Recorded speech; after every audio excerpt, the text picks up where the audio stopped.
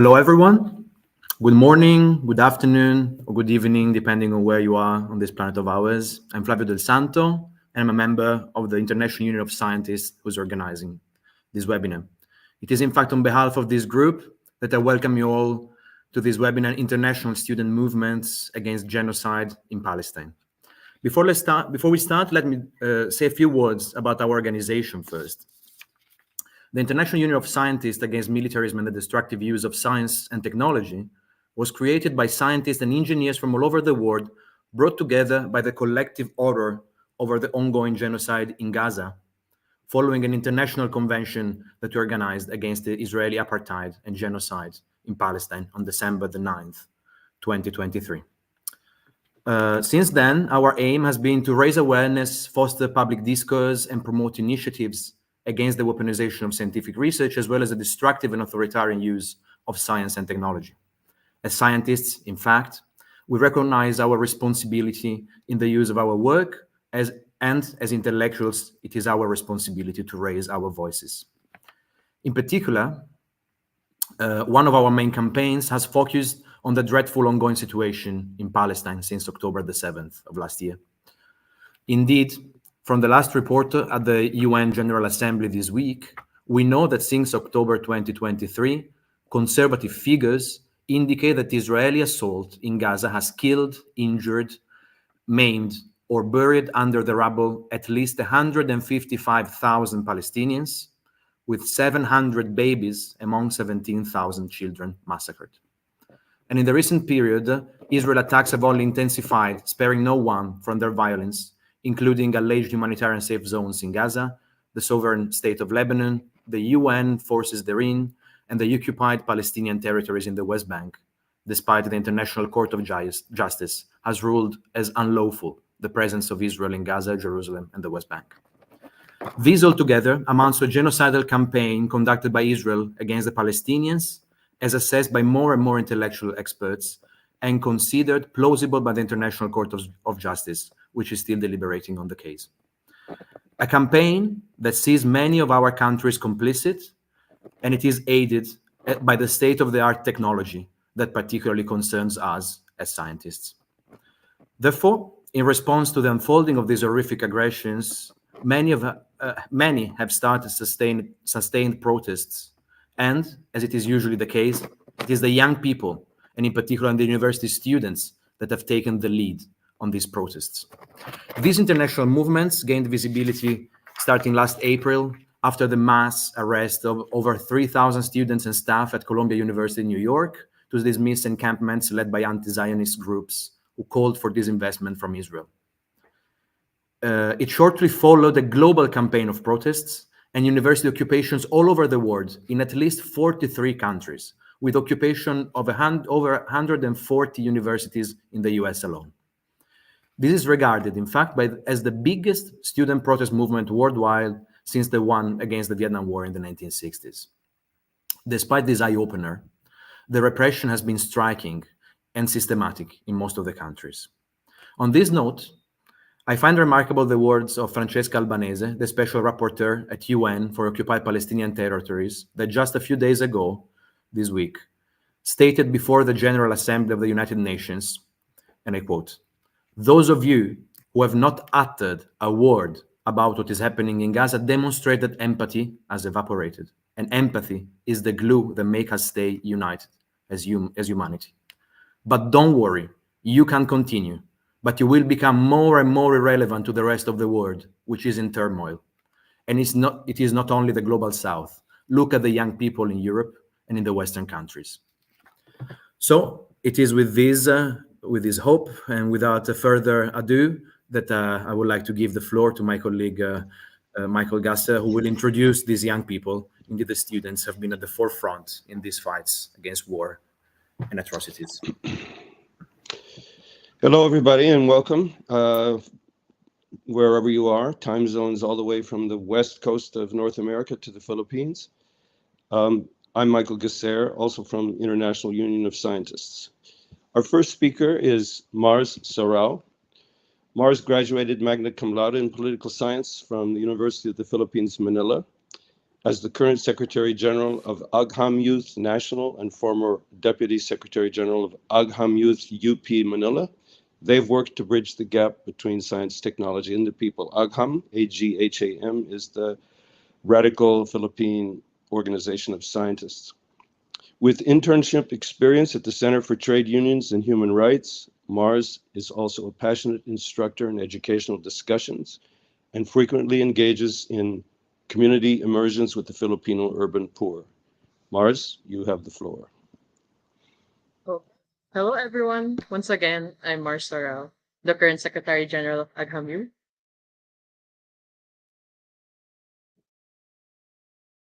Okay, so to give a little bit of a background, AgHam Youth is a youth organization of science students and enthusiasts that simply advocate and want to make science and technology serve the people. And part of our core principles as an organization is to understand, as scientists, on the social realities that are happening not just in my country, the Philippines, but all over the world. And being here with you all, it is an honor to be with fellow scientists and students who are in solidarity against the ongoing genocide in Palestine. As a youth scientist and activist, there is a clear necessity, in fact, duty, for us intellectuals to understand that our knowledge and expertise should not remain in ivory towers isolated from the social realities that are often horrible and disgruntling to our normal and daily lives. Which is why I am here to talk about what us, the very youth scientists, can do to further establish our solidarity with the liberation movement in Palestine and amplify their calls against the genocidal atrocities of Zionist Israel.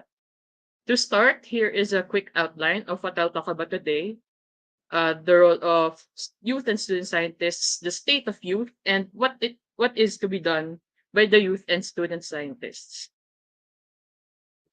To start, let's go to the role of youth and student scientists. When we speak of movements, I'll actually want to say that the youth have always been part of the narrative because we are generally conscious of the things that are happening in our society, are basically the things that we will inherit. Here in the Philippines, students have always recognized the need for change. The rampant graft and corruption, inflation, high prices, low wages, the commercialization of our education, and so much more.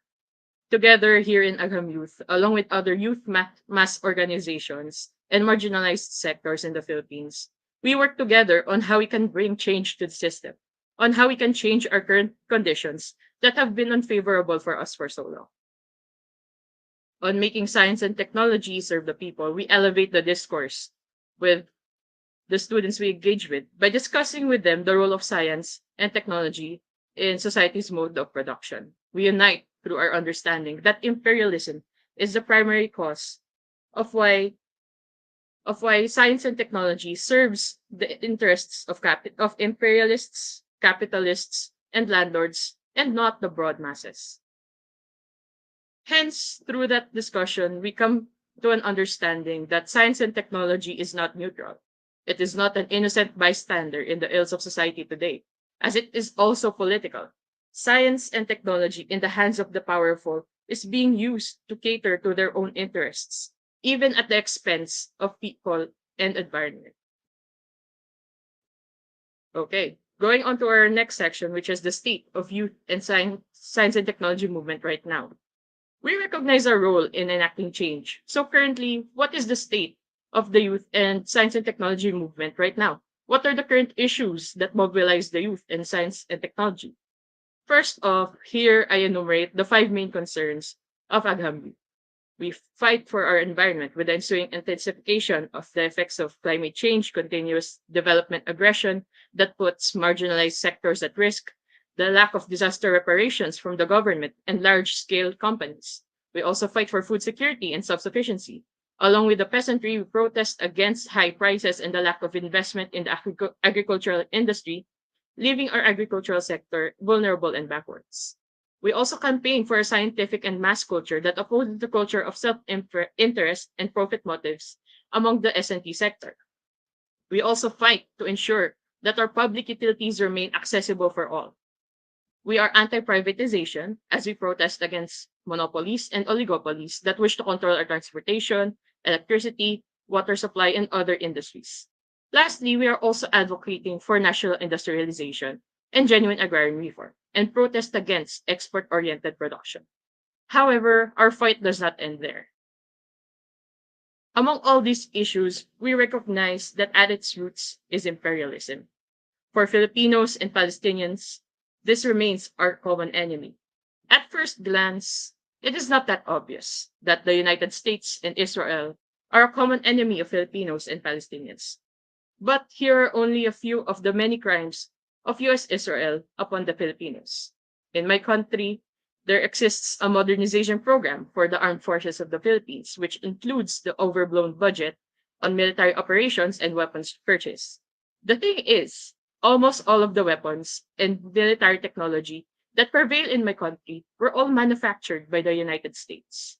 It is also very well documented that an Israeli defense company called Elbit Systems also supplies arms to the AFP, in addition to the fact that the Philippines is also the third largest buyer of Israeli weapons.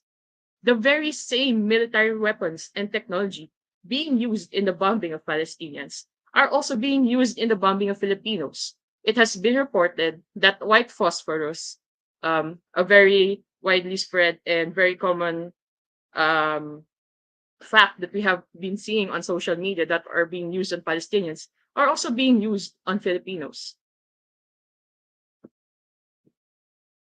Here's another reason why the youth and student scientists stand with the people of Gaza. Israel's use of science and technology is evidently anti-people. According to the Organization for Economic Cooperation and Development in 2021, Israel is one of the most developed in terms of science and technology, with 5.8% of its GDP being allotted as funding. This is followed by the US, which has allotted 4.9%. However, what are they funding? What are the technologies that they have advanced? It is evident that US Israel's use of science and technology is militarized and anti-people.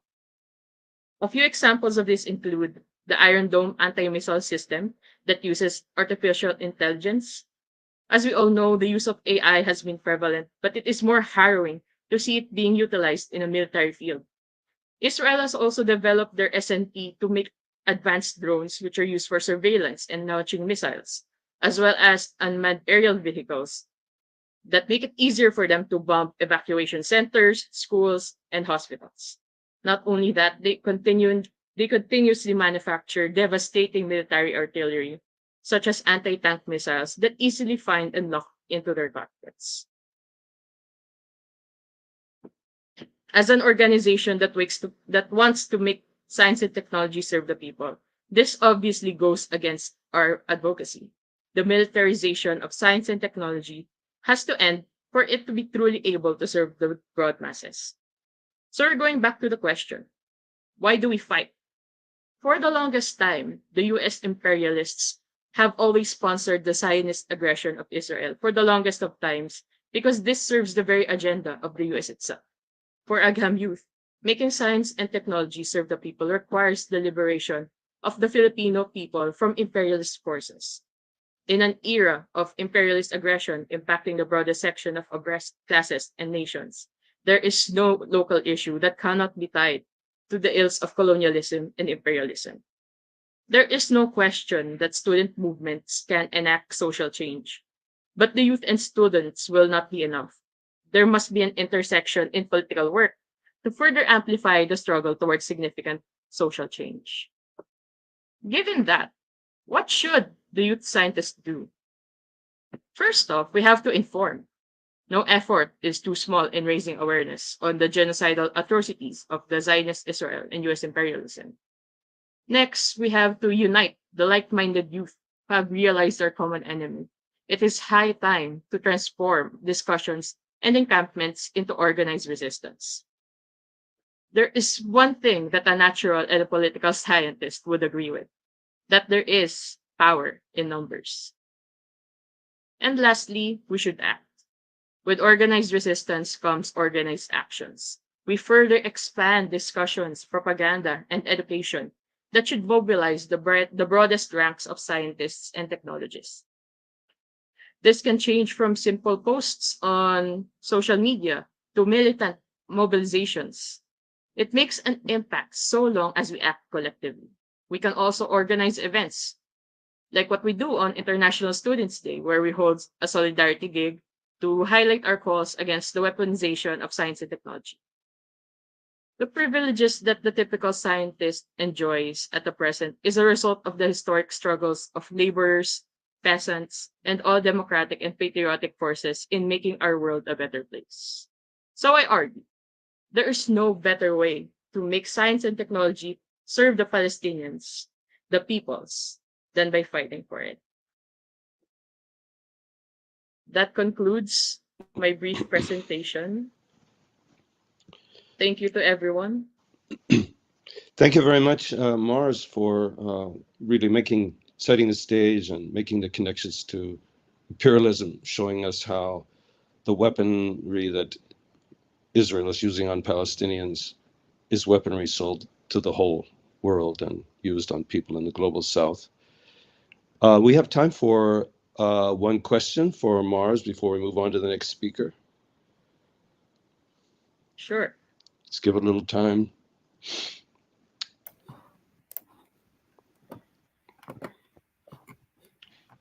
Yeah.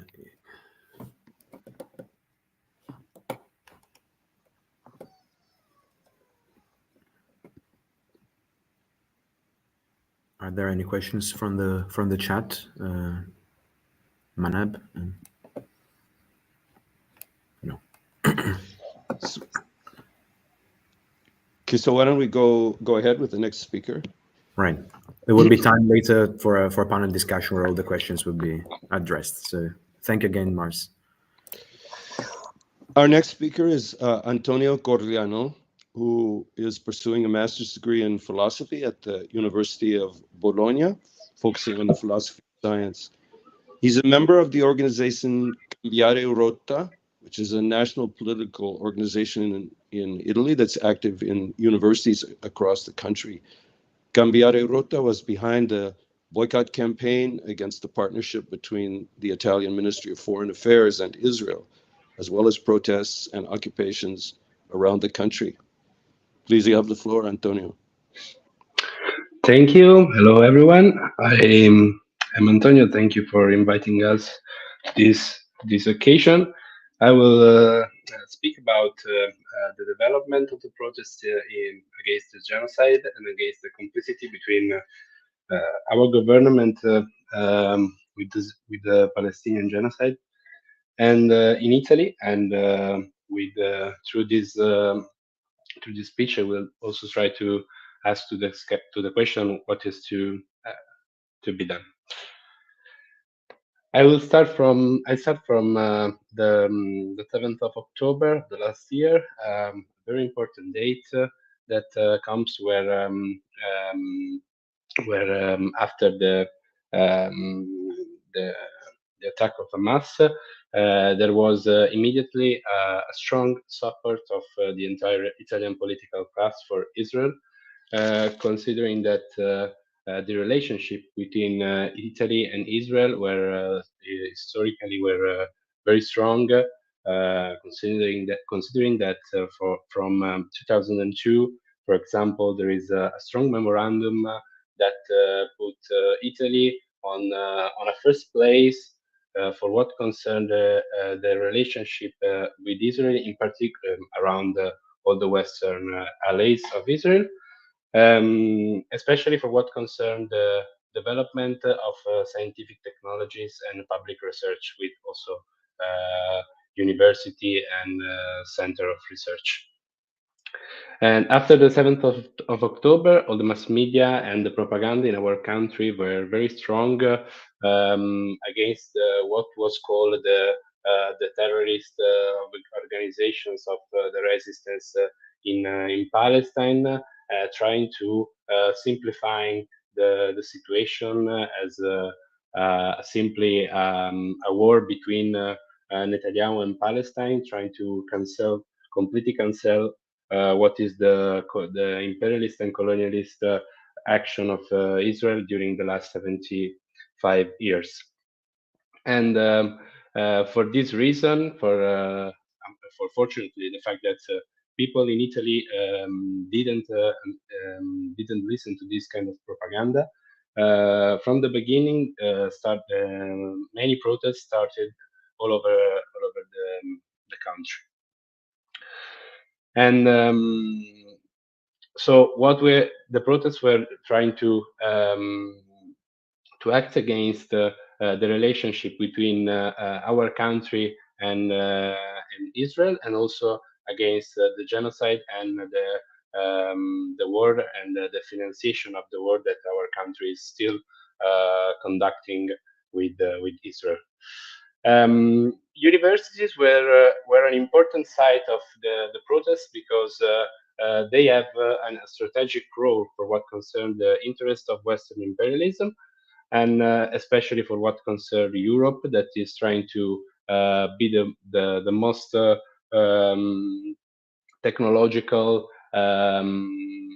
economic system of in the world, and is trying to get a first place on this stuff. And so public research and the role of the university is on the center of this.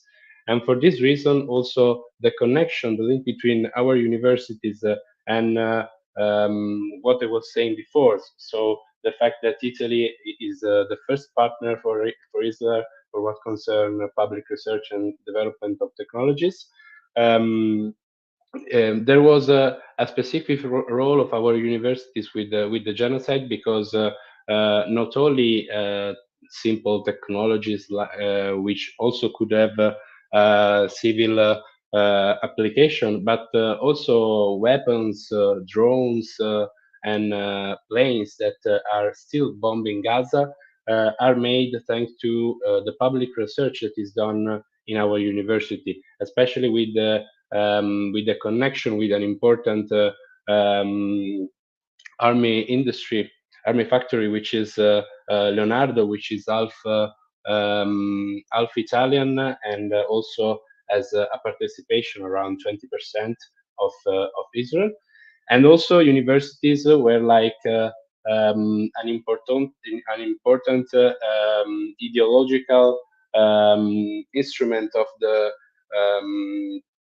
of the political class of our country, because they try to represent they help the government to represent the situation as like just as the terrorists of Palestinian resistance, and the legitimate defense of Netanyahu, which is obviously a false myth.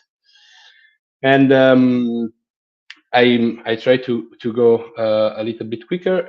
There were some very important results for what concerned the boycott campaign at universities, which was the main focus of our protests here in Italy. As the examples here remember, like Bari, Torino, and Pisa. This is some of the victories, but the most important was the boycott campaign against Maici project. Maici project is a partnership between our country and Israel that is going on since 2002, and it concerned different types of public research that universities are doing, which are like the study of agriculture, the study of water and level C, and desalination of water, all of researches that are connected with the colonization of Palestine and the West Bank. And so the importance of the protest was because of the link that was established between the students, the researchers, and the professor of the universities, which was a first-time event in our country, and also something that we are still doing right now. For example, on the next 4th of November, we will do a national protest day against the genocide with professors and researchers, and which will involve more than 25 universities in our country. And the second fact was that Maichi boycott campaign get the victory to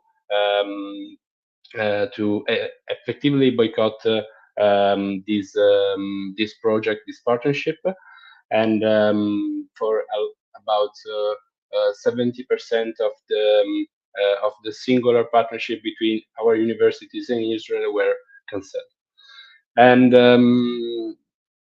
there are some more example of the link between our government and Israel. But let's go to one of the most important point, which is the union with the workers, which was a point that in our country was strictly linked with the student protests. In fact, not only there were general strikes with the workers, but there was also the occasion to link our struggles in during the attempt of this collective of dockers, the CALP in Genova, a very famous port of Italy, where they decided to block the ships transporting of weapons to Israel. And as students, we were there to support their strikes, to support their struggles, and they did it also to ours. So the repression of this protest was a main focus, was a main point of the last year, not only as the violence of the police departments during the protests in our cities or in our universities with a lot of students who were injured also by the police departments, but also it was there was a completely closed there was no attempt from the government to speak to try to establish a dialogue with the protests or with the students, but they just told us that students didn't know what they were doing or what they were talking about, and the only response was to like to build a connection with Israel. That's how we fight. How our government was saying to fight the war and to fight what is still going on in Israel. The other I will not say a lot about this, but there was also encampments here in Italy against the genocide right after the Maichi boycott campaign, and for several weeks, students, and not only students but also workers participated in these encampments, where in our university to try to address our university about their role and their involvement in the genocide and in what is still going on. And the conclusion of our protests on the last year was the national demonstration that with the workers and not with the social activists, social and political activists, and also environmental activists that we did here in Italy, with the focus of the complicity of our government, to try to address our government to stop immediately every time of any collaboration with Israel on an economical level, on a military level, on a political level, to give a sign on against what is going on. We are also, and now I'm finishing. We are also here in Italy.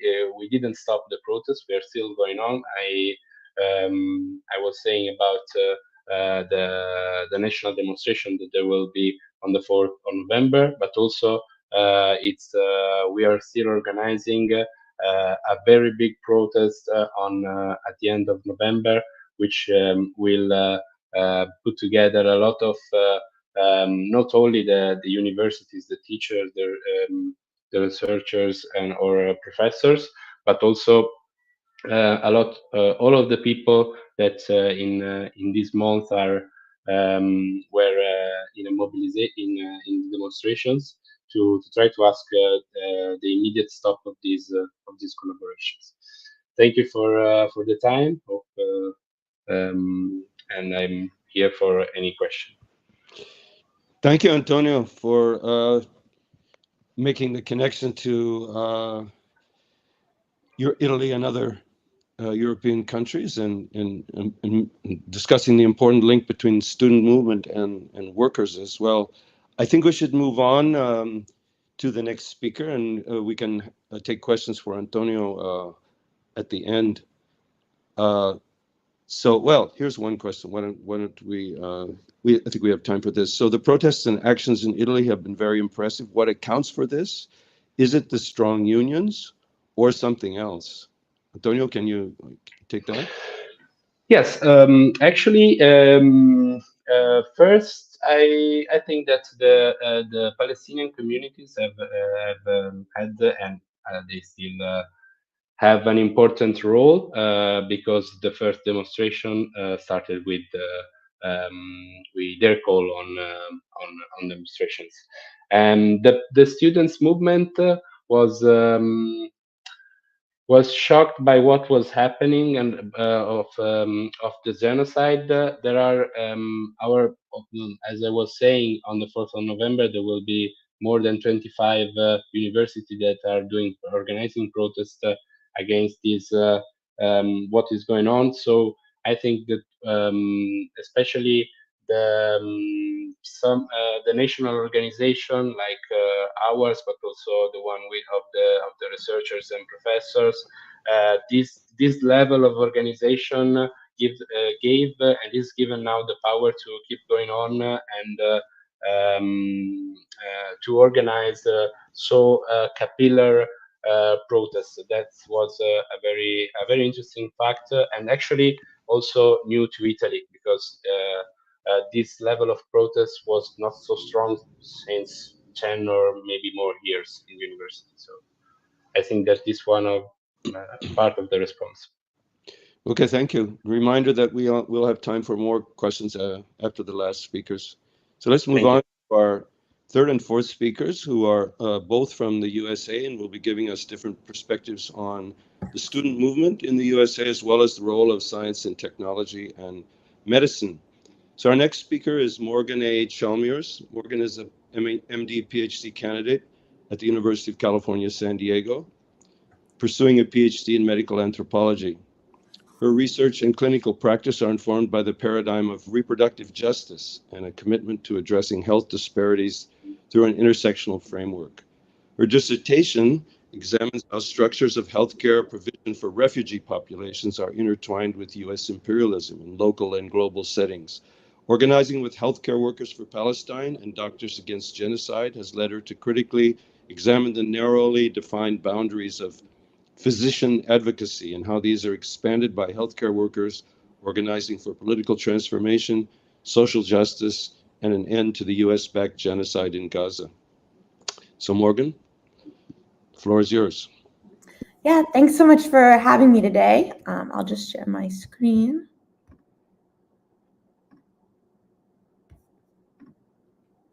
Okay.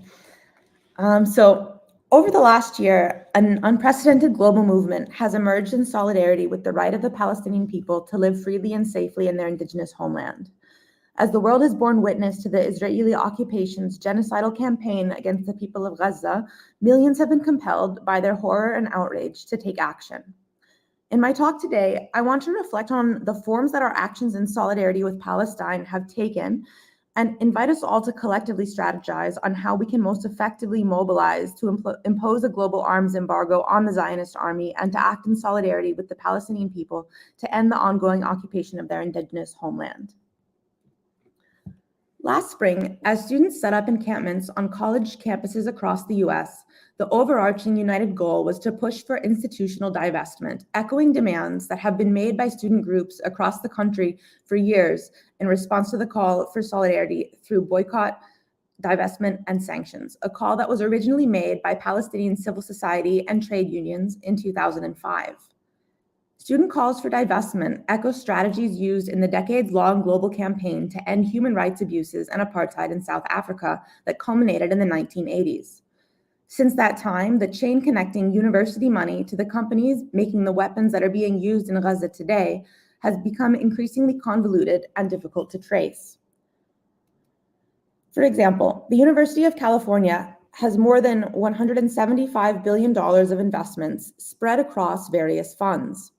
The largest of these is the UC retirement plan, followed by the endowment. Each of the 10 UC campuses has a, quote, UC foundation for each individual campus, and each foundation manages on average several $billion worth of investments. Public universities like the UC are required to file updated reports with the SEC, or the Securities Exchange Commission, like a US federal agency, up to 4 times per year for all investments over which the UC regents have, quote unquote, discretionary control. This number varies every quarter, but it was mostly recently reported as 183 million.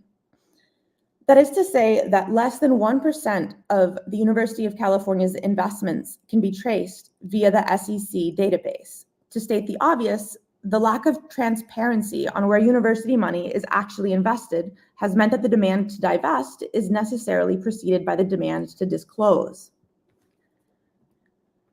In the decades that followed the movement to divest from South Africa, the management of investments has been increasingly outsourced to third-party intermediaries through index funds and mutual funds.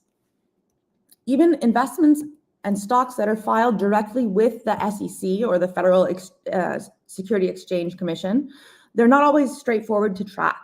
Direct stock holdings in companies like Blue Owl or Berkshire Hathaway represent investments in multi-conglomerate corporations which respectively own and or invest in hundreds or even thousands of individual companies themselves. It's interesting, though, to compare this recent filing from May 2024 with one from August 2023, which shows the University of California's direct stock investments in 3 companies named as directly complicit in the Gaza genocide: Honeywell, General Electric, and ExxonMobil. The most conspicuous targets for divestment have silently disappeared from the list of holdings the UC is obligated to publicly disclose to the SEC. While the sudden disappearance of stocks that the UC had invested in for more than a decade is almost certainly a response to increased public scrutiny following the Palestine-solidarity encampments, student organizers have always known that the holdings disclosed via the SEC represent only a tiny fraction of university investments. At a recent meeting of the University of California Regents on May 14th of this year, the Chief Investment Officer, Jagdeep Bakker, provided an aggregate summary of the UC investments that are named as complicit in the UC-wide demand to divest from all entities complicit in the ongoing genocide. These included direct investments as well as indirect investments made via index funds, mutual funds, and other third parties. They included $3.3 billion worth of investments in weapons manufacturers, and that's according to like the indexes of the stock themselves. So any stock where the index is classified as a weapons company was included in this count. Then $2.3 billion in investments that are either managed by BlackRock for the UC or invested directly as stocks in BlackRock. $8.6 billion in investments via Blackstone, and $3.2 billion in companies that are named as complicit in the ongoing occupation, either by the Who Profits or the AFSC, that's the American Friends Service Committee investigative databases. In total, these add up to $17.4 billion of university investments that are complicit in the occupation. We know that these investments are being made via the Retirement Pension Fund, the General Endowment, and the individual campus UC foundations. So the question that we as student organizers find ourselves asking now are, how do we most strategically pressure stakeholders at each individual fund to support divestment? For example, how might faculty collectively leverage their position as pension holders in the retirement fund to apply pressure here specifically? Decisions about each individual UC foundation's investments are made by a select group of individuals from the Board of Trustees. For some campuses, it may make sense to direct much of our energy towards pressuring the local entities that are most accountable to the campus community directly. In other contexts where, for example, the prior vice president and chief technology officer of Honeywell itself holds a position on the board of trustees of the local UC Foundation, it may be more strategic to direct our energy towards other forms of organizing on campus, such as the academic boycott. American universities have a long and sordid history of collaboration with the US military through partnerships seeking to develop or improve upon the technologies of war that are used in service of US imperial projects across the globe. The GBU-39 small diameter bomb, for example, was developed in the early 2000s on the University of California campus through a partnership between the UC Lawrence Livermore Laboratory, the US Department of Defense, and Boeing. The GBU-39 was first used during the American occupation of Iraq, but became infamous even in the mainstream media over this most recent summer as one of the weapons preferred by the Israeli occupation forces in what they refer to as precision airstrikes on schools, mosques, and shelters for the displaced. The GBU-39 has killed hundreds, if not thousands, of Palestinians in Gaza since the genocide began, has been used to target schools in Deir al-Balah and Gaza City, and ignited the horrific fire in the Rafah tent massacre.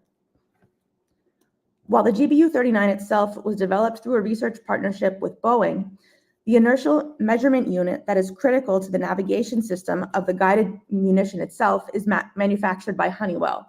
You can see like the red box there on the screen. That's how they managed to identify it. The reason there was so much like press coverage of this specific bomb was because the way that it detonates, it leaves behind a lot of like identifying information. So people were actually tracing the weapons back to the actual factories where they were made in the US. So this is the inertial measurement unit that's made by Honeywell. At the University of California, Honeywell has provided $79 million worth of research funding for research that's funded either directly by Honeywell or via its subsidiary Sandia LLC. Several of these projects sought to refine the function of gyroscopes similar to those used in the GBU-39 navigation system.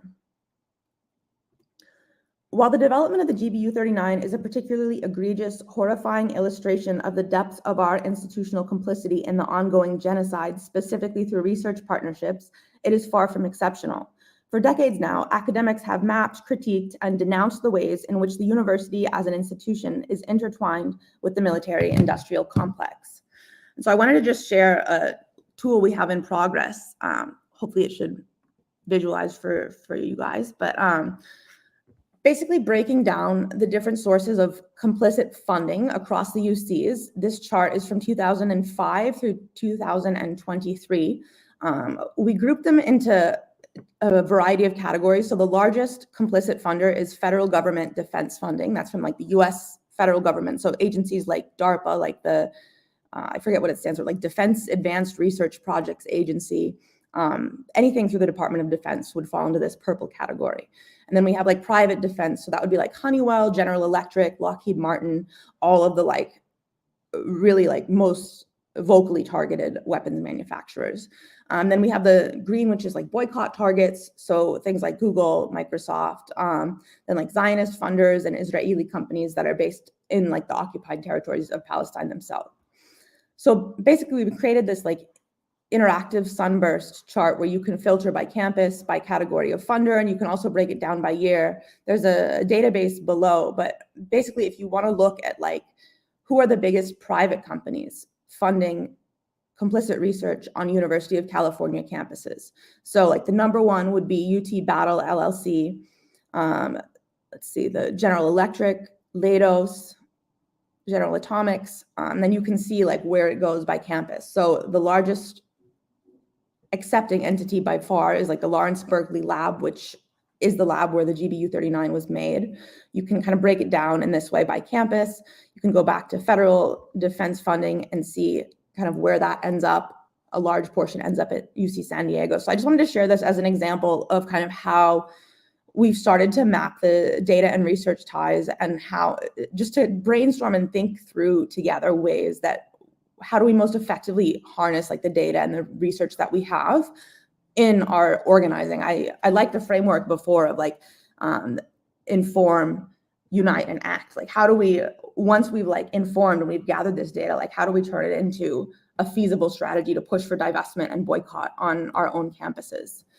So I just kind of mapped out very roughly here, divestment. Like, we all kind of agree that we want divestment, we want boycott, but what does that mean in practice? Like, how do we identify which targets? I mean, when you look at $3 billion worth of funding on the UC campuses, do we call for all of it to be immediately halted? Do we target like the 3 most complicit private companies? That's an approach that one of the UC campuses has taken. They're calling for like a boycott of research partnerships with like the big 3 most complicit companies. So that's one strategy folks have tried. And then I think I have to wrap up now because my time is almost done. But I just wanted to mention narrative and media too, because I feel like on our campus especially, that's been a very important part of how we try to direct our organizing. And just to kind of touch on that, there's an enormous investment being made in sort of training folks on how to defend the occupation. Like millions of dollars are invested in like the highest paid consultants from Washington.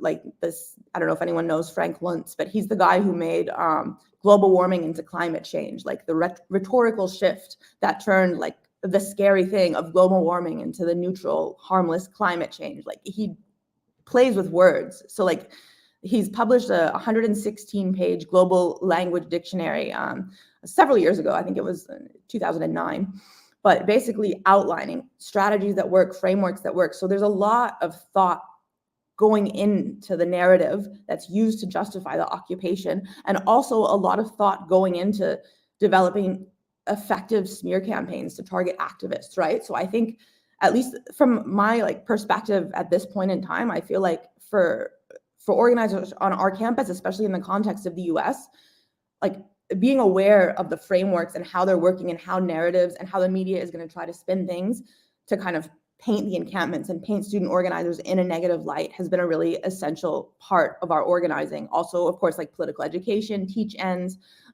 drop the ADL campaign. ADL is like a Zionist funded agency that does DEI trainings and things like this on campus, to really promote false narratives. I don't want to, restate them here, but yeah, I just wanted to give this kind of very rough outline of how I've started to think about breaking down our organizing and like, how do we split our energy? Like, if we have a small group of folks who are dedicated to working on this and we only have a little bit of time and energy, like how do we most effectively, like what do we prioritize? I don't have the right answer, but I feel like I wanted to lay it out in a framework like this so we could all kind of brainstorm as a collective of people who are working on these sorts of issues internationally. But yeah, thanks very much for having me. I really appreciate it.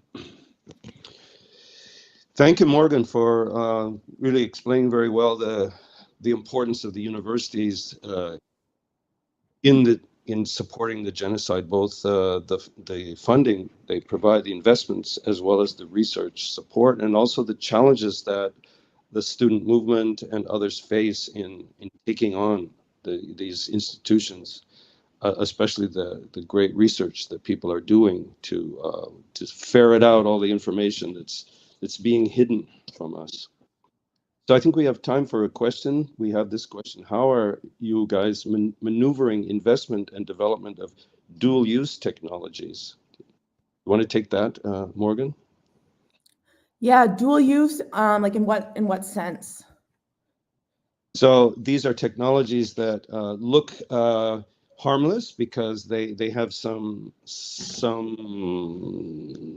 useful use, non-militaristic use, but at the same time can be applied for militaristic purposes. For example, to use in genocide. It's a long-standing challenge for people who try to challenge technology. I don't know if it's come up in the among students but Yeah, I don't think I'm going to have a great answer for it. I mean, like you said, I think it's a very complicated issue. The best example I can think of is AI and the way that AI specifically is being used in Gaza and how that's led to kind of the tech workers organizing kind of against the Google allowing their software or like their cloud platform to be used to store data. But I think it's a lot of these technologies have quote unquote more innocuous uses. But I think my best answer, because it's not an issue I've dealt with specifically like in organizing like locally, would be that I would look to like Tech Workers for Palestine and how they've dealt with the issue of AI and Google's complicity. I guess for that would be where I would look for guidance to answer it. But yeah, so I don't have a better answer. But thank you. Yeah. Yeah, look to the workers. Yeah, they know better than anyone. So let's move on to our last speaker, Umaima Muhammad. Umaima is a Palestinian Egyptian MD PhD candidate at Emory University in Georgia, pursuing a PhD in sociology. She has spent years organizing to resist state-sanctioned anti-Muslim racism, the unlawful surveillance of Black, brown communities, and the colonization of Palestine.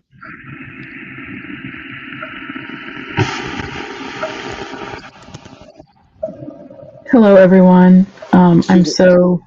Excuse me, Umaima, could you mute first? Let me finish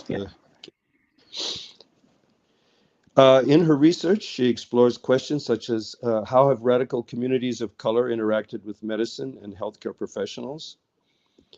What does it mean to abolish structures of violence like prisons as a form of healthcare? And what is the role of the physician or healthcare worker in addressing structural violence such as capitalism, colonization, racism, and poverty? So go ahead, Umaima. Thank you for the introduction. I'm so excited to be here with this amazing panel of student and organizers who have been part of this international liberation movement.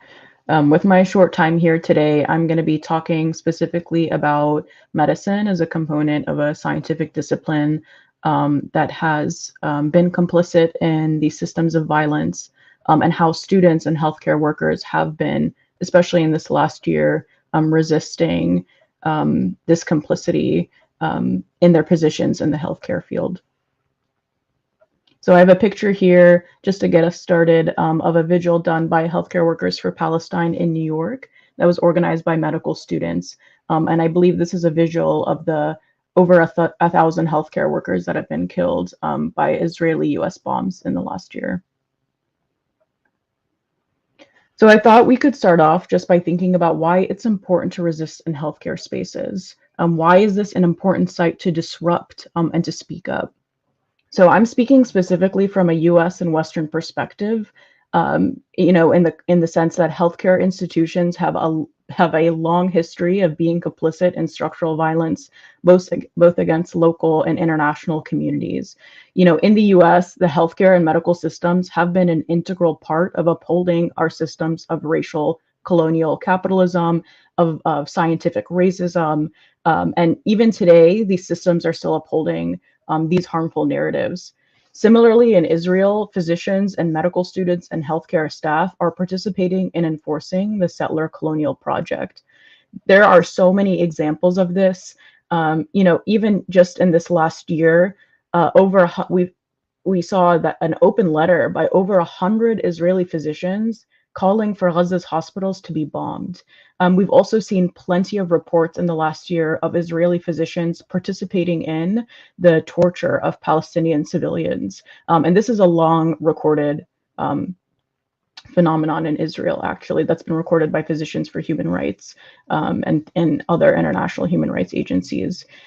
So thinking about all of these levels of complicity in medicine is what makes it an important site to disrupt, especially here in the West. And I have just a few other examples of what this has looked like in the US and Israel. So there are entire disciplines in medicine that were formulated based on the experimentation of procedures on enslaved Black and brown people. And these things still remain today, and they're based on these harmful narratives about Black and brown bodies. These things have continued into the present. So, you know, I have an example here of Fannie Lou Hamer, who was forcibly sterilized in 1961 by a physician. And there is an enduring legacy of physicians here in the US still practicing this level of eugenics. Just a few years ago here in Georgia, there have been allegations of physicians at migrant detention centers forcibly sterilizing migrant women.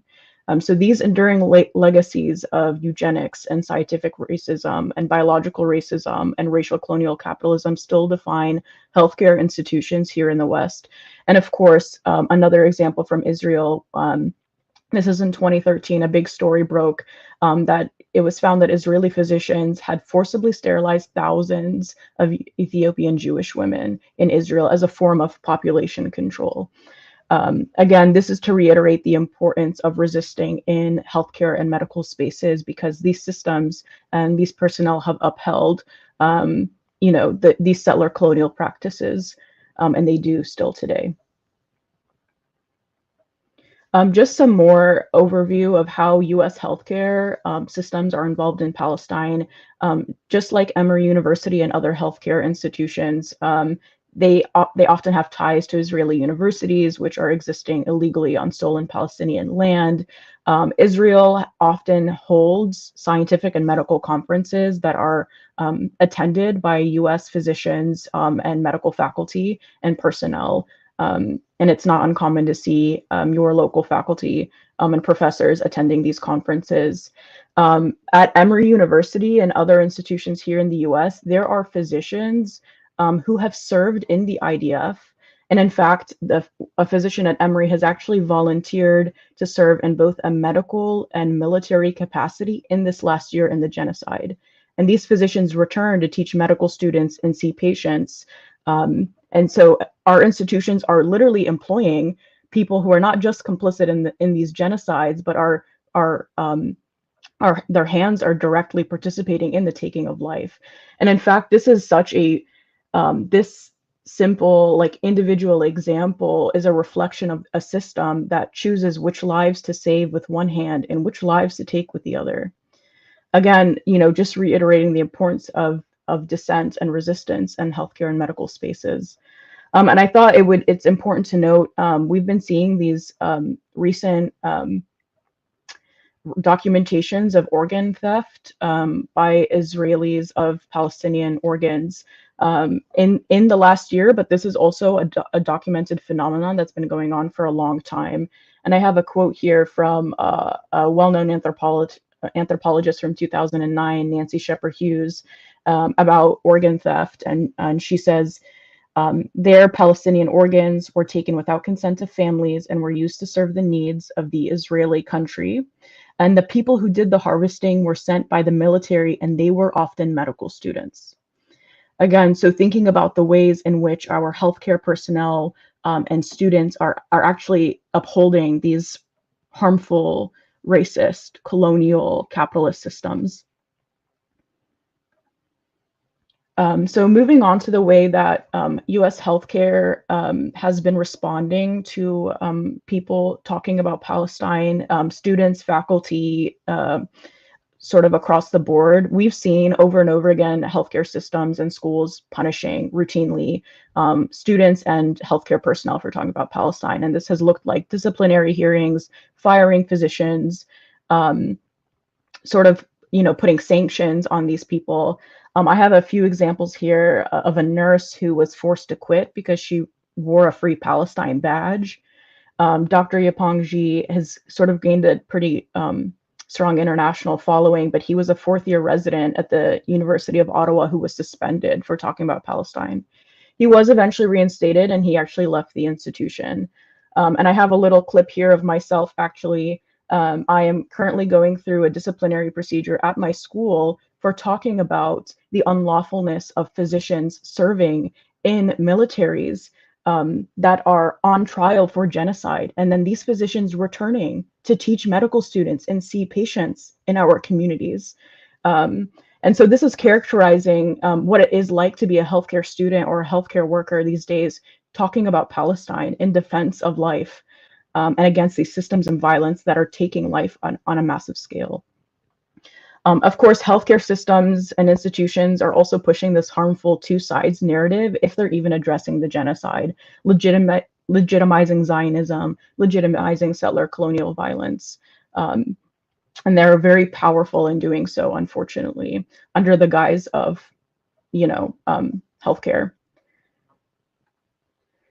So moving on to how healthcare students and workers have been resisting, I have sort of three general examples of what this has looked like. In the last year, an organization called Healthcare Workers for Palestine has come together, and it's a coalition of different types of care providers and students who are denouncing the Israeli settler colonial regime and the US involvement in that settler colonial regime. They have constantly organize protests and vigils and rallies and talks and speeches to provide that counter narrative in healthcare spaces. Another important way that students and healthcare workers have been resisting is at the encampment. So at Emory University and at other institutions, medical students have actually bared the brunt of setting up the first aid tents and staffing those first aid tents to be first responders to police and settler violence. At Emory, I'm sure most folks here saw the crackdown at our institution. It was a very violent crackdown of the police at the encampment that led over the arrest of 20 students and faculty. People were tased and tear gassed and assaulted. And as a response, medical students at our institution set up a first aid tent at the encampment and staffed it every day for weeks. So that's one way that people are actually using their skills to dissent and resist, even in the face of sort of a hostile administration. And then, of course, we've been seeing hundreds of healthcare personnel, nurses and physicians and physiotherapists go to Gaza and volunteer their skills to literally protect the life of Gazans and Palestinians who are suffering under Israeli bombardment. So I kind of wanted to end by thinking about what the healthcare workers of Palestine and Gaza have to teach us as healthcare students and care students and professionals in this field. You know, the physicians of Gaza will talk about the level of care in Gaza. You know, that physicians in Palestine are considered like the revolutionary class and the moral compass of their society, which is so antithetical to the way that healthcare in the US is conceptualized, considering it's literally one of the arms of racial colonial capitalism. And so we have so much to learn really from the guidance of these care workers in Palestine. These are just three of so many examples we can look to. But Dr. Hamam Allo, I'm sure some of you are familiar with this physician. He was interviewed on Democracy Now! Maybe 2 weeks before he was killed. He's a Palestinian nephrologist that was killed last November in the bombing of Al-Shifa Hospital. And in his interview, Amy Goodman asks him, why don't you evacuate when Israeli soldiers told you they would bomb this hospital? And he goes on to talk about why he went to medical school and why he invested so much in his training, that he's here to protect life. And he, rather than evacuating with the patients who could leave and the physicians who could leave, stayed behind to take care of the patients who were not able to evacuate. And he died alongside them and cared for them till their very last breath.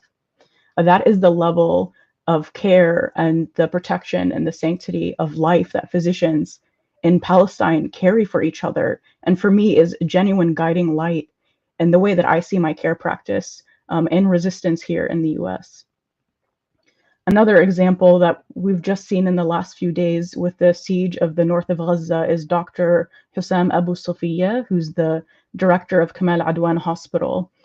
Here you can see in this picture taken 5 or 6 days ago, he's praying in his white coat over the body of his son who was killed by live Israeli ammunition because they're targeting healthcare workers and their families. And these physicians will literally bury their children and continue to work to protect life.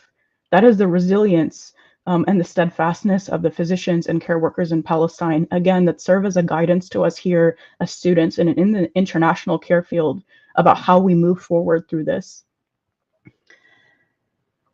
So those are just 2 examples I want us to think about. And I just want to conclude here with some final reflections that it is important for us as care workers, healthcare students and professionals, not just to exercise the power to save lives with our hands, but the power to save life by dismantling the structures that take life on a massive scale.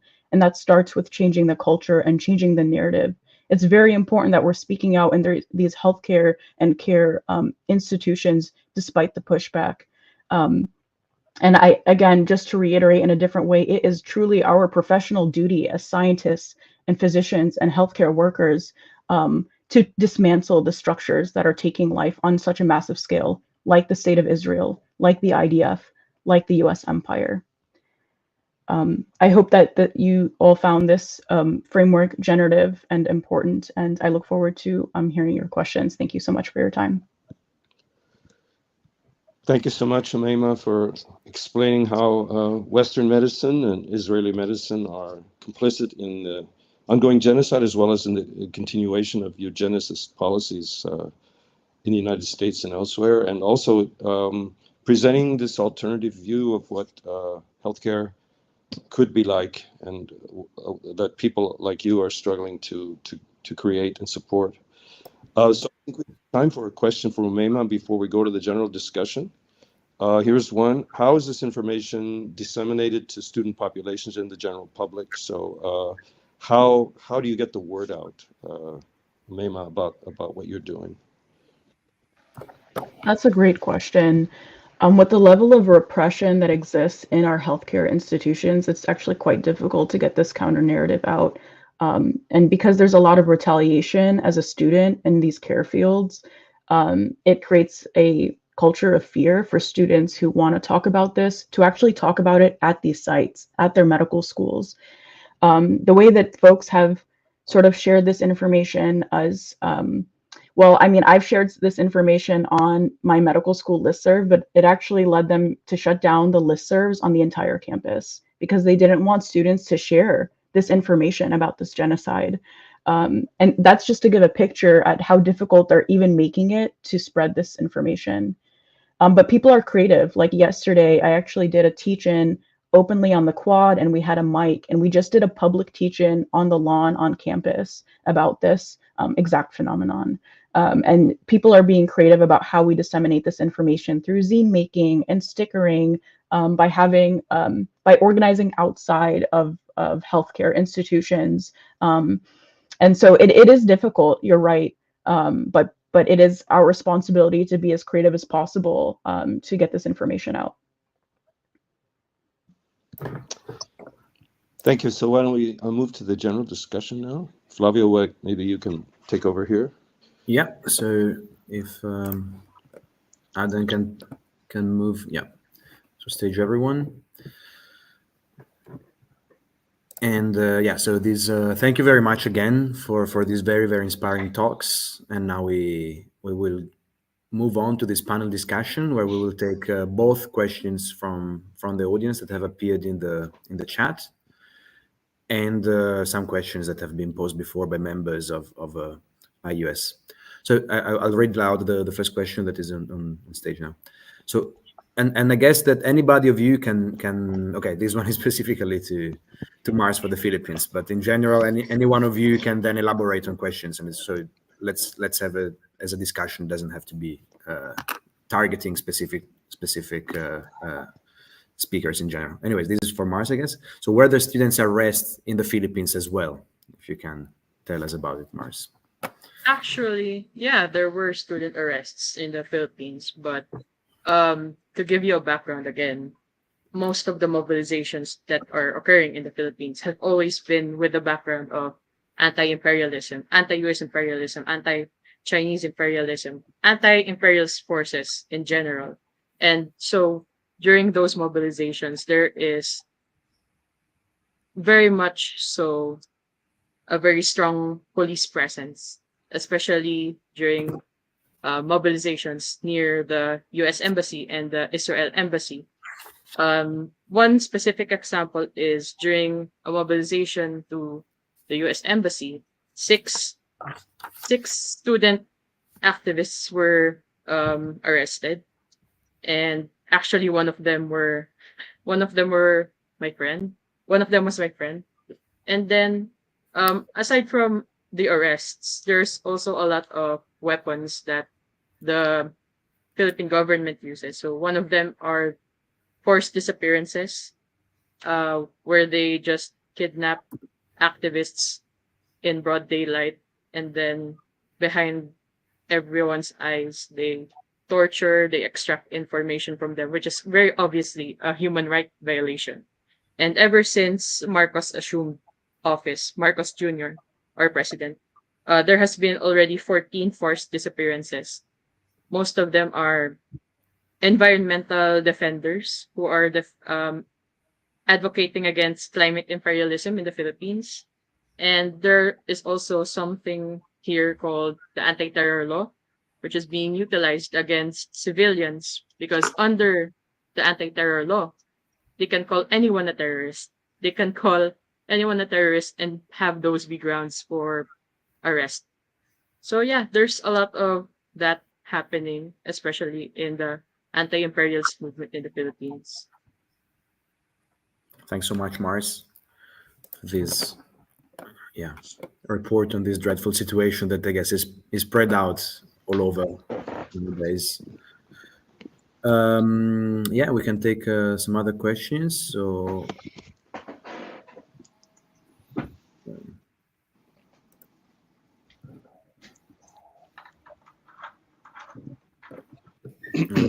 so I'll read this one again.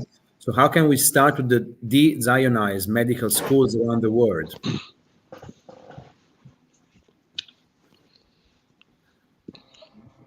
I can start us off. Start. Go ahead, please. You know, the way that I see in my capacity of how to do this is to make it truly unacceptable for people to promote these views in medicine, and to make it unacceptable at my medical school that faculty who have served in the IDF during this genocide are allowed back here. And it's true that the retaliation for this can be expulsion, and we're seeing that. But it is our duty to dissent and say, like, I will not be a part of a system that allows this, and to push back by inserting like Black and Brown and Indigenous narratives of care. What does care look like? You know, and to push back on our institutions. What does it mean for a medical school to legitimize a genocide by every definition of a genocide by employing the very people who not just validate it, but participate in it? And so it's true, we don't have the same resources, we don't have the same powers as these institutions, but what we have is our voices. And I particularly see my role, and a lot of medical students at Emory too, is to make it unacceptable for us to hear these narratives, and to let our institution know that we don't accept this as a normalized part of our healthcare institutions, as a normalized part of our teaching institutions. And I think people are being creative again about how they're disseminating this information and about how they're resisting.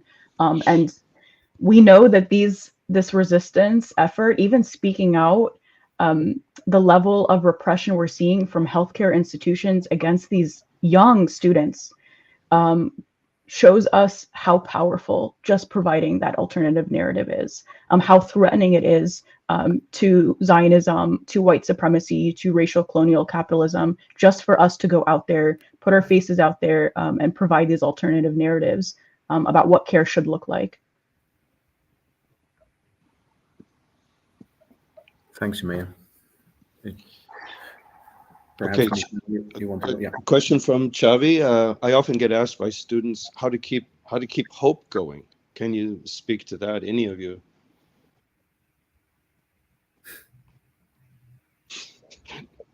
Okay, Antonio, go ahead. I think it is something also connected with repression. With the repression, for example, here in Italy, they are doing a specific law against terrorism of speech, which is an inedit. And I think that what the protest demonstrate last year is that we think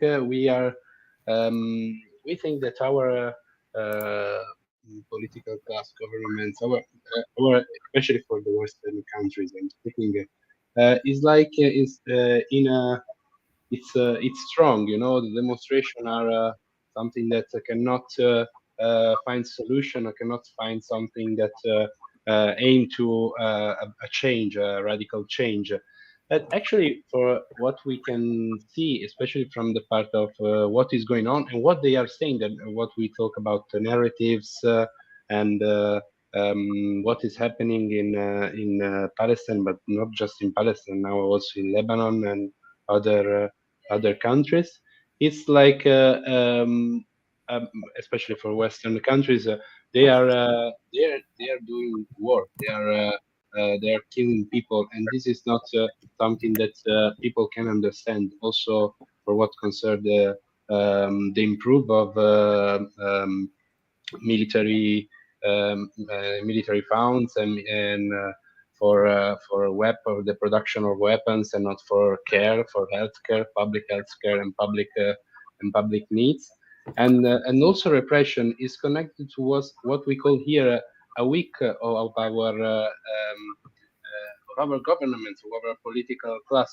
And this is, I think, it's the main important thing about the hope. The fact is that what the people that are now the political forces and the capitalist imperialism that is now doing this genocide, it's weak. And also the Palestinian resistance and all the people around the world that are saying from here and still they are saying this that they are stand with Palestine and not for Israel or the empires that are connected with Israel. I think it's a main point. It's in this case we live in an historical period where the historical Western imperialism is weak. It's not strong. So that's the main hope. Anyone else want to take on hope? Mars, yeah. Yeah, I would like to add that our collective action is important, especially against imperialism, because, of course, the Philippines can't do it alone. We all have to be united, and we have to show that this is what the people want. Slowly but surely, we're getting small wins. Governments are taking stances and succumbing to pressures. The boycotts are working, but we have to keep it up. We can't show the world that we're giving up on Palestinians. From the other side of the world, we have to show our solidarity with the people of Palestine, that we are fighting against imperialist powers. We should be inspired from the resilience of Palestinians. We should take it as inspiration to keep going, right? So yeah, we have to show the same resilience that the Palestinians who are experiencing the bombings face to face. We have to show them the same energy. We have to give them the same support. That's all. Thanks, Marx.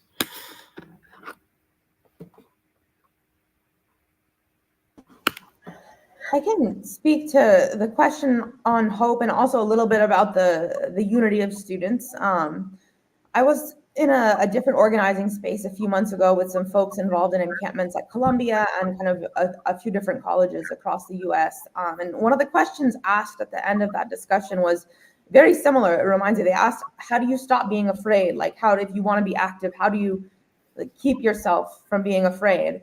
And I didn't answer the question at the time, but I've been thinking about that question. And I feel like for me, I had a very unique experience in the last year. So I was living in Amman in Jordan, which the political climate is very similar to what you were describing in the Philippines. Like there's arrests of protesters, arrests of activists, and like they won't just arrest the activists, they'll arrest your family, or like you have to be very, like if you're involved in organizing in Jordan and like you're like being a foreigner living there, I have like the immense white privilege that I'm not going to be subjected to that same treatment. But like to go out and protest with people who knew they would very possibly be arrested and seeing them sit down and block the street because they just couldn't stand seeing what was going on in Gaza.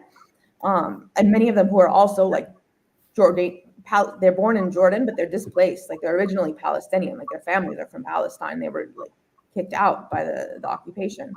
And I mean, I think kind of directing, how do we like look at things that make us hopeful or look at things that make us brave? Like for me, whenever I I don't know, I'm worried about like how an action is going to be perceived or a statement is going to be perceived. Like, I feel like living the first year of the genocide in Amman and like organizing and protesting with people who were so, I mean, maybe they were afraid on the inside, but they didn't like, they stood up for what they believed in, you know? And I feel like that was just a very like, it really transformed how I thought about Gaza and how I thought about organizing and like what my role was and what risks and what is my responsibility as someone who's not Palestinian, who's American from the country that's providing the bombs. Like, what is my responsibility?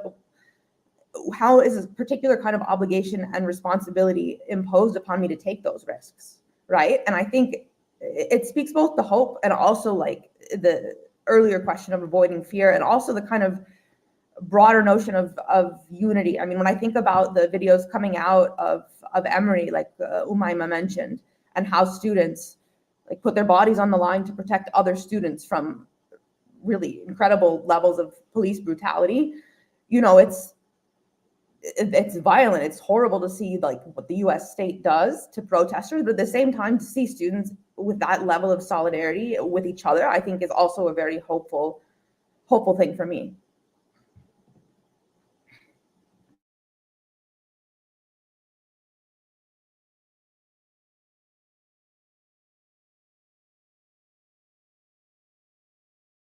Question that popped up that you partially addressed, Morgan, there was if you have any international connections among these movements of students, and perhaps I would like to join this question, since we are like close to the end, to another question that we had from IUS. Our members asked whether you learned something from the other speakers that you feel would be useful in the movement of your own country, whether this kind of specifically this meeting or in general you have context with other different cultural contexts and different countries that would help developing your own local reality. So if somebody wants to comment on this, please.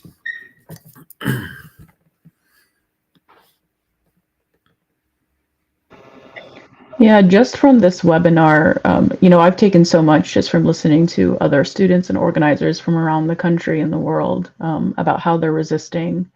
You know, what Morgan offered us today about the tactics of resistance, of how we pick our boycott targets, how we pick our divestment targets, I think is especially important when we think about where do we go next? How do we organize and how do we mobilize? You know, once you sort of solidify your framework of understanding, you think of the institutions of higher education as targets, in the sense that they are not just complicit in this genocide, but are doing the research for the weapons. They are receiving funding from Department of Defense, right? Like they are they are creating the propaganda to justify these narratives.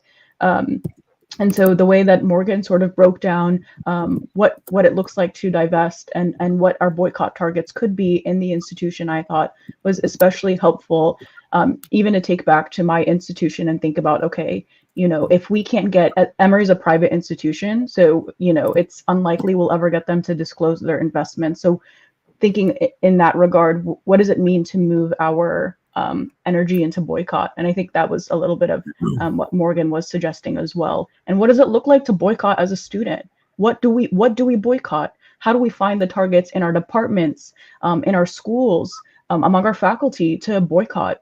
And these are very powerful tools. And so I thought that was a great takeaway from today. Thank you, Morgan, for that conversation.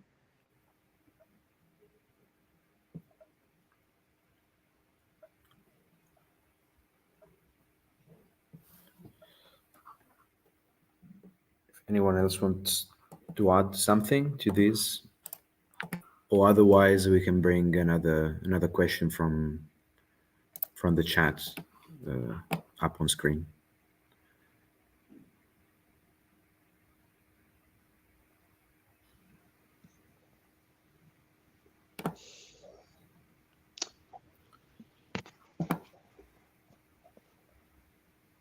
Okay, So, we can read. Yeah, go ahead. Well, this is a question about linking environmental disasters to the war, Israel's war on Palestine, and war in general, and if any, and this is obviously another way that science and technology is complicit in the destruction of the earth and so on. Does anyone have any thoughts on this, or want to address how students might take on this aspect of militarism and the use of science and technology?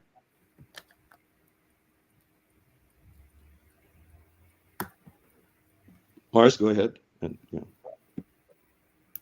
Surely, as the Philippines is also very vulnerable to the climate crisis, movements regarding the climate have also been taking a militarization issue, the militarization lens. So we've been also looking at how the bombings in Palestine have also been very affecting the climate crisis, and it's very like the effects are also very felt in the Philippines. Like there are provinces that don't usually get flash flooding but are now getting flooded.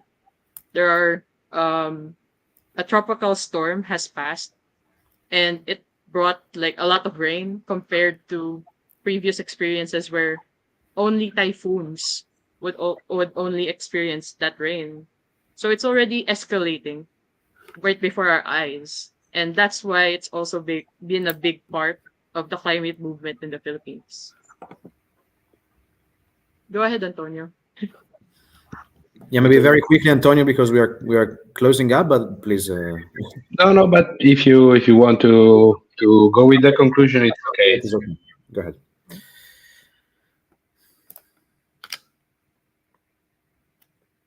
You can talk for 1 minute or two. Well, just an example. The demonstrations that stands with Palestine here in Italy were very linked with the Fridays for Future demonstrations.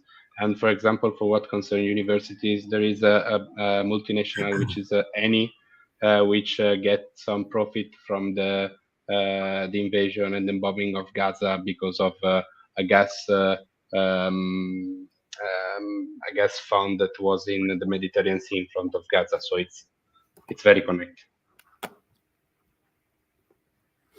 All right, thanks so much. Really, it has been incredibly inspiring to me, at least. Yeah, unfortunately, time is almost up. Perhaps so. Okay, let me just give some final remarks that hopefully will be not the end of this story of this meeting we had today. I want to thank you, the four speakers who were here, gave this such incredible overviews of their own countries and what's going on, and it's really giving us hope worldwide to see such important student movements that are again gathering with so much energy and momentum. Let me just tell you something that is, I think, a very inspiring from our side, which is one of the tasks that as International Union of Scientists we set for ourselves at the beginning when this genocide became more striking after October the 7th last year. We started collecting kind of the initiatives, appeals, and all kind of protests that we could find around the world. And we actually had, I mean, if you look, so I invite all of you to go to the iOS website that you find underneath on the banner. You can subscribe to our newsletter and to be up to date. So in there, in our newsletter, in our news, we were periodically publishing some excerpts of what was going on. What I'm saying is that there were so few initiatives going on worldwide that we could focus on, that we could actually publish them. Today would be impossible. It would need a full-time job for each main city of the world to publish what's going on about protests in Gaza. So I'm in this, I'm really happy and full of hopes, at least from the side of the base. Of course, the institutions and the governments are doing their worst. really turning their head the other way in the best case scenario, if not directly opposing. But I hope that this will not kill this momentum, and will actually people will keep fighting for this. So what I would like to conclude with is, perhaps, besides thanking all of you again, thanking all the people who have followed us online today, and all the people of IUS who are behind the line, besides Michael and myself, who were the front man this day, but there is a lot of work done from other people that I would like to thank. I would like to conclude by saying that as an International Union of Scientists, we set this as our goal to kind of help these kind of initiatives happen. So I would like you guys who have participated today to remain in contact with us, to share your news, to share with other, and keep in mind that we can always try to be a, we are based in the ether. We are just an online thing, mostly because it's people who live in different time zones that can barely talk to each other live. But it would be great if we can give all we have to coordinate and connect people from all over the world, and connect you guys with the academic environment that we try to reach to. So thank you very much again. And with this, we end the webinar for today. Goodbye. Thank you.